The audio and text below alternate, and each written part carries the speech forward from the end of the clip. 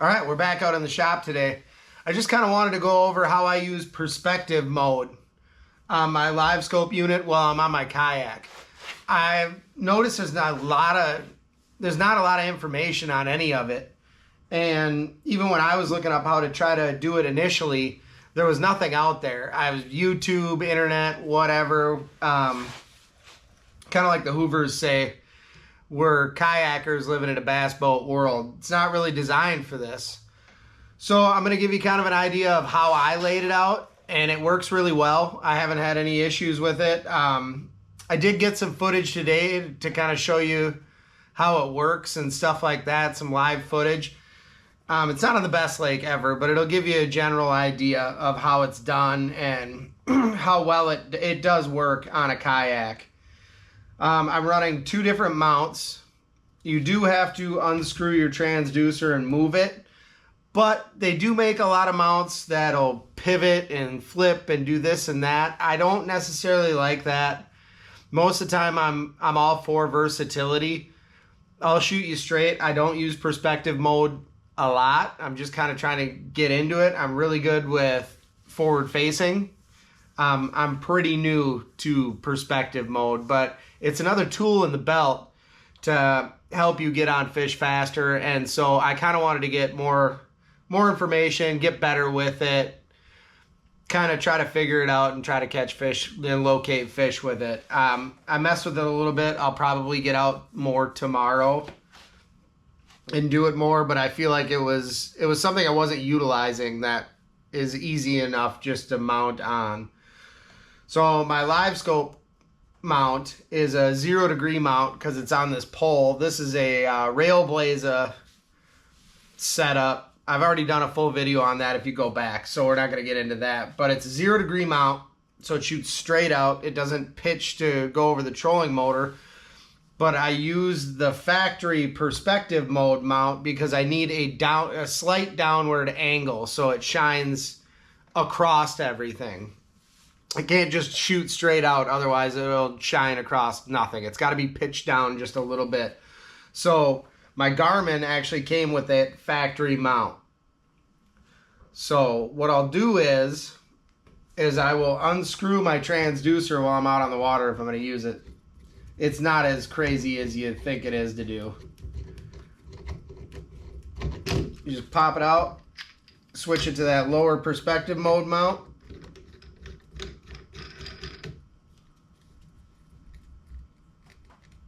Screw it in, and you're good to go perspective mode now. I'll give you guys a closer look at that to kind of figure out, to see what I got going on here. They say, so I was looking up at a boat, that you would mount this actually like 6 inches up from the motor at a certain height from the motor and different angle and everything else. With this, I didn't have to do that because where this transducer sits as it isn't very deep in the water. So it doesn't really throw it off at all. I don't need to raise it up on the shaft to get the image I want to get. This sits just perfect as it is. I'll give you guys a closer look at that right now. So that's the factory perspective mode mount for the Garmin unit, and I just mounted it up just a little ways. You don't have to move this bar at all when you're in forward. It doesn't pick up this bar. The beam shoots right past it. It doesn't affect it whatsoever. Then you have your perspective mode.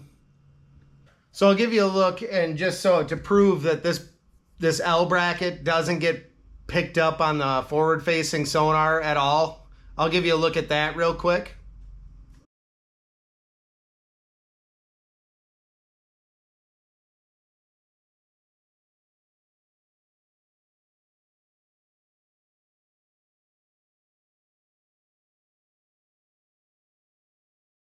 And then this is what it looks like when you switch it to the L bracket and then have it in perspective mode. Here's what that kind of looks like. It's like I said, it's not a great lake to be doing it on. I was just out there playing with it. So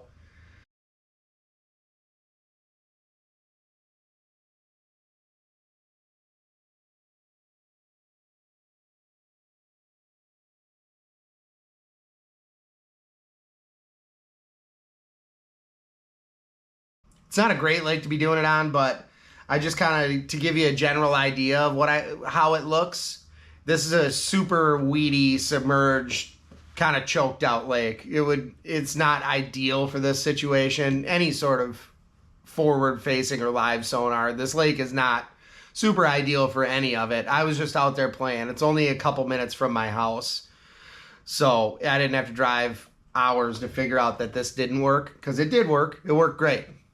So here's that.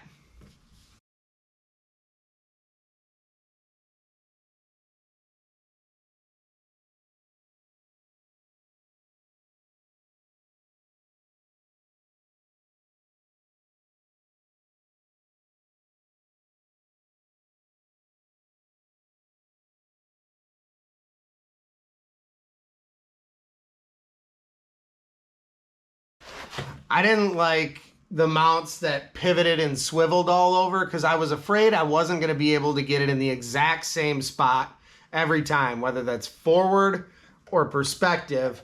I didn't want to have to play with my settings or worry about, I can't figure, or something happens where I can't figure out why I can't see my bait or can't get stuff on or whatever, or I have to change my settings every single time. I want these mounts to be hard mounted exactly where they go, the exact same time, every single time.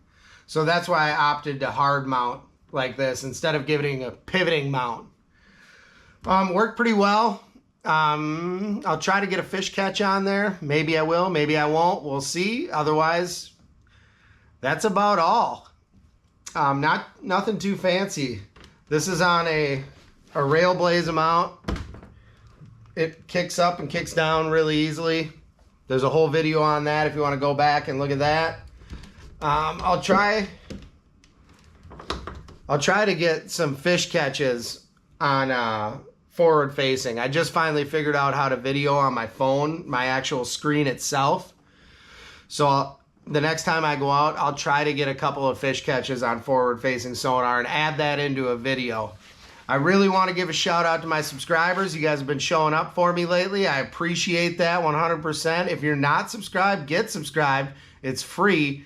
I'll be coming out with more videos. I think I told you in the last video that I think this winter we're going to be rigging out a completely different kayak. I'm going a completely different route that kind of suits my fishing style. The Old Town's been great. It does good at everything. I just want to kind of dial in exactly how I fish. So on that note, hit that like button, hit that subscribe button. If you have any questions, you let me know in the comments and I will get back to you as soon as possible. Till next time, we will see you guys later.